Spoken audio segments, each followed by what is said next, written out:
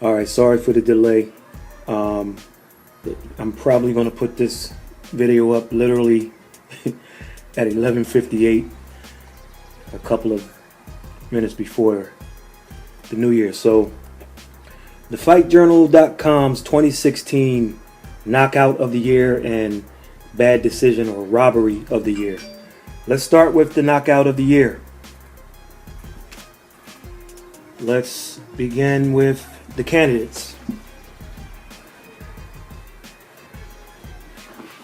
First up, we have Raymundo Beltran knocking out Mason Menard. That was on the undercard of Terrence Crawford's last fight versus John Molina Jr. Menard tried a hook to the body and then to the head. However, Beltran's hook was quicker and it was textbook. If you picture Jack Dempsey, who was the originator, or Mike Tyson with that kind of like a hook to the body and then a hook to the head instead of the uppercut, that would be Menard. Now, picture Joe Frazier taking the hook to the body, but crouching and timing someone with a big left hook counter. That was Beltran. A copy of that knockout. Check it out on thefightjournal.com. It'll be below. We'll also leave it below on the YouTube video if we have enough room. If not, definitely check it out on the website. Next up, that same guy, this time on the giving end. Mason Menard knocked out Eudy Bernardo. Now, Menard landed a big overhand right over top of a jab by Bernardo. And let me tell you something, folks. Bernardo was out before he hit the canvas. Paramedics came in to take him out. Let me just say this. There are about 3 or 4. I had trouble with this one because it was hard to pick. And this was one of them. It was hard to pick an actual winner. But when you see this, all you can say is, ouch! I'll leave the video below. If you go to the website, by the way, thefightjournal.com, I'll make sure that each of these videos are embedded inside of the article so that you'll see the picture and you just click the play button and it'll play for you. I think it's easier that way. And while you're there, sign up to follow us. If you leave your email address, we'll all our videos and interviews and what have you will come right to your email. You won't have to look for us. Next, Ivan Baranchyk knocks out Nicholas Givhan. Now,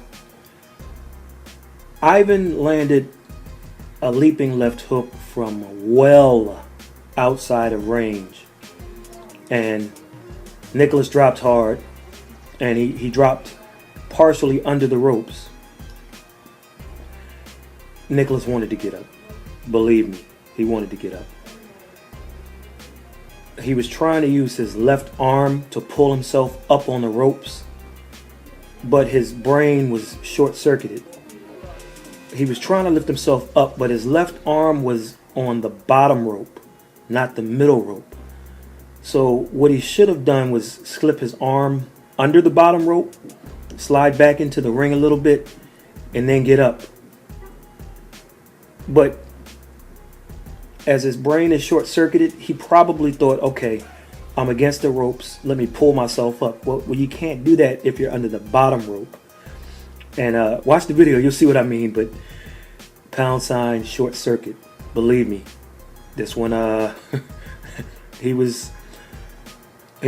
tried. Joe Smith knocks out Bernard Hopkins. Well, the old man played with fire one time too many, as Bazooka Joe hammered him down and literally out of the ring. He knocked Hopkins out of the ring and out of boxing, we think. Next up, This one was another one I fought with. Justin DeLoach knocks out Dillon Cook. This was in my top 3. I had to kind of flip a coin. I'll tell you how I came to my decision, but Dillon Cook landed a left hook, but he should have ducked after he threw the left hook, because a powerful right hand by DeLoach dropped Cook to his knees, and his head dropped as if he were in a praying position. His mouthpiece quickly followed after that, and that dropped to the canvas also. This was a brutal knockout, and I'll leave a video below. Here's another one. Hassan Endam knocks out Alfonso Blanco. Now, the right hand landed by Hassan Endam was so quick, you're going to have to watch the 4th replay to realize the devastation of his punch. Just look at Blanco's neck snap. However, you only need to see Blanco's reaction real time to realize the damage of the punch. Blanco fell face first, hard. It was a right hand counter over a lazy jab, and Blanco landed like a tree being cut down in the forest. Timber! Now, once he hit the canvas, Blanco seemed to, excuse my term, the term I use here, folks, he seemed to be dry humping the canvas, and the referee immediately waved it off. And as he turned Blanco over on his back, they had to control his leg as he appeared to be having some type of seizure. I mean, this knockout was sick, and it was another one I struggled with. Another finalist was Zachary OCHOA knocks out Luis Joel Gonzalez. He threw the Lennox Lewis wide looping bolo right hand, and he put Gonzalez to sleep. Now in the video, pay attention to this. Skip to 36 minutes 30 seconds on the video that I attach, and you'll be a few seconds away from the knockout. And then if you go an entire minute to 37:25, almost an entire minute, and you'll realize that Gonzalez still wasn't right. I mean, this knockout was ill. It was ill. It's a long video, so I'm saying go to 36:30. A few seconds later, you'll see the knockout. Then go to 37:25 and watch when the camera kind of goes on him. A few seconds after that, you'll see. Just look at his face. He was. Guys don't recover from stuff like that.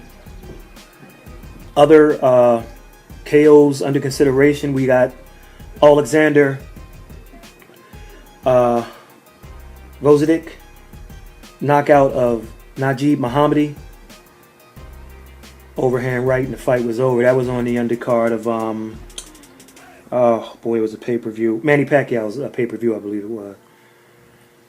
You got Rashidi Ellis knocking out Eddie Gomez. It was a lightning fast counter right that dropped Gomez. He got up, and then 5 follow-up right hands, and down goes Gomez again. This time he stayed down. He got up, and then he stayed down. Deontay Wilder knockout Artur Szpilka. Szpilka was giving Wilder all kinds of trouble, and he decided to go in for the kill with Wilder near the ropes. And then Wilder kind of patted Artur on the head with his left hand. You got to see it. And as Artur wound up for a huge left hook, a short right counter by Wilder sent Artur Szpilka into dream world.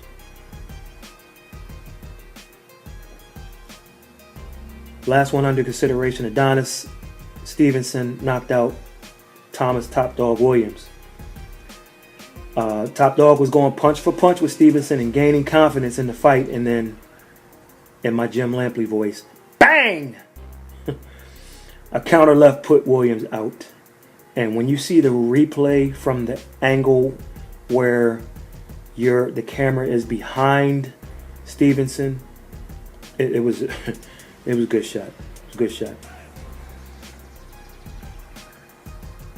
Now the winner, our winner, the 2016 Fight Journal Knockout of the Year. Murat Gassiev KOs Jordan Shimmel, or Jordan Shimmel. Now, these big men fought on Fox Sports, and one of the first combinations you ever learned was employed in this fight. The right hand left hook was thrown by Gassiev. Now, why do you throw the hook after the right hand?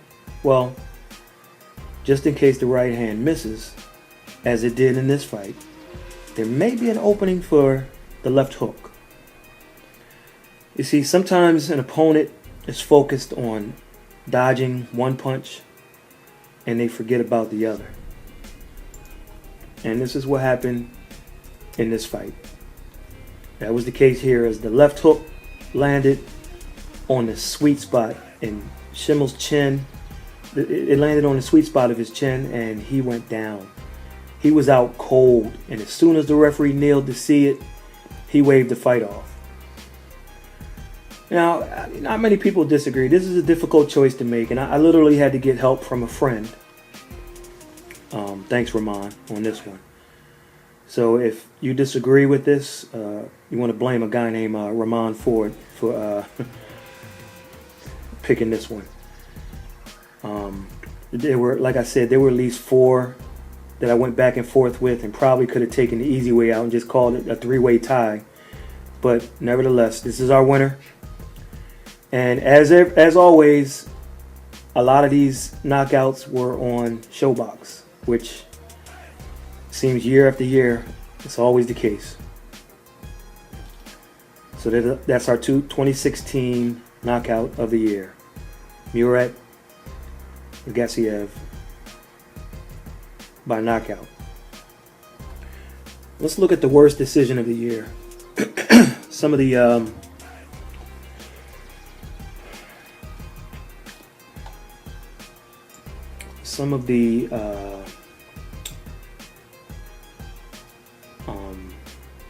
nominees for the worst decision of the year. Got to start with Sergey Kovalev versus Andre Ward. Now, if you're a true boxing fan, you know that Andre Ward didn't win this fight. Now, many who thought Kovalev won considered the fight close, as did Ward fans. I believe that we know that Kovalev won at least 4 of the first 5 rounds, including a knockdown, for at least a 40-35 lead. To say that Andre Ward won 114-113, you are in essence saying that he won 8 rounds, or the equivalent of saying that he won 8 rounds. 8 rounds. In other words, if a fight is 6 rounds for one guy and 6 rounds for the other, it means the score is 114-114. It's a draw. So if you think Ward won 7 rounds, then he would have had 115 points. But remember, he was knocked down. So you must subtract the point there, which gives him 114. Yet, somehow, in some round of the fight, you got to take a point away from Kovalev, who banked 4 rounds earlier and only needed 2 out of 8 to get to 114. Really only needed 1 when you consider the point loss from Andre Ward for the knockdown. So if you don't like the word robbery, that's fine. In my post-fight video, I titled it A Gift. So, Merry Christmas, Andre Ward. Next up, Michael Conlan versus Vladimir Nikitin. Now, this was the Olympic battle in which Conlan clearly outboxes the Russian in round 1, but all 3 judges gave it to the Russian. So Conlon, realizing he was behind, pressed the action and decided to start to trade punches. Turns out he won using that style too. Didn't get the second round. In the final round, Conlon mixed boxing as well as fighting, and he also won that round, or so it seemed. Conlon landed the cleaner shots against the Russian throughout the match. Nevertheless, the Russian was given the victory. Oddly enough, many thought that the Russian lost his previous fight against a fighter from Thailand. The fix was in, you think? Another Rock Nation fighter, just like Andre Ward, and on the same card, Maurice Hooker versus Darley Perez. The fight was scored a draw. However, Perez dominated this fight, and judges Glenn Feldman and Robert Hoyle should be suspended. Especially Hoyle with his 97-93 card for Hooker. Perez scored at will with crisp counters and gave Hooker a lesson in the sweet science. Andre Ward and Maurice Hooker are Rock Nation fighters. This was a Rock Nation card. I'm just saying. And the winner of the 2016 Robbery of the Year, Dusty Hernandez Harrison versus Mike Dallas Jr. This fight was also scored a draw. But watching it live, I thought Dallas won by at least 4 rounds. My scorecard, I can't find it for some reason. I lost my notes. But my scorecard, it was either 97, 93, 98, 92. I know it was something along those lines. And listen, the seemingly faded Dallas Jr. was chosen for Hernandez Harrison just for that reason. He seemed to have seen better days. But Dallas Jr. was in attack mode from the start. He was wheeling and dealing combinations to the head and body. He used angles, movement, angles and movement throughout, and even dropped Hernandez Harrison in the 5th round. Dusty landed a low blow that dropped Dallas Jr. in round 8, but Malik Waleed, known by some to cater to DMV fighters, ruled it a knockdown. Hernandez Harrison had his moments in the fight, but was a prisoner to Dallas Jr.'s hand speed. He was a prisoner to his combos and his movement. Now, Dallas Jr. has had chin issues in the past, and I assume that's what Barry Hunter, Dusty's new trainer, were counting on. I was wondering to myself which round Dallas Jr. would fade and eventually be stopped while I was watching it. He not only didn't fade, but he won this fight. Paul Wallace scored it 96-92 for Dallas Jr. Good job, Paul Wallace. Wayne Smith grossly scored it 95-95. Grossly off the mark. Tammy Jenkins, Lord help her, scored it 95-94 for Dusty. Now after the fight, when I heard those scores, after the fight, I went and I looked for Tammy Jenkins to ask her about her scorecard. But I tripped over her CNI dog on my way over to talk to her, so wasn't able to get to her. Now, I noticed that while the other 2 officials' names were typed in on the scorecards, Tammy's name was written in. Now, Tammy is a Washington, D.C. judge. Dusty's from Washington, D.C. I'm just saying. Oh, by the way, Dusty is a Rock Nation fighter. This was a Rock Nation card. I'm just saying. On the website, I'll show you the scorecard. Check it out on the website. I'm not sure if I can put a link to it on YouTube, but if you go to the website and look at the scorecard, you'll see that 2 of the judges' names were typed in, and then Tammy's was written in. Not to say she was kind of flown in at the last minute or something like that, but it just... Look, man. When something smells funky, you got to point it out, especially in the sport of boxing. So that's it. I want to wish everybody a great 2017. Hope 2016 was great for you, and if it wasn't, hey, let's start great things. Let's make America great again, right? And the UK. And everybody else that's listening. Make sure you subscribe to our YouTube channel. We're going to be giving away money and prizes. Not a whole lot of money, but hey, some lucky fans. We're going to put some money in your pocket. Have some prizes and what have you. And one of the requirements is that you subscribe to our YouTube channel. So be safe. Look forward to a big year. I'm going to do maybe a couple of days into the new year just talk about some of the good fights that are coming up at least in the first quarter of 2017 that we could get excited about and hope that they go off without any hitches. We'll catch you on the next one.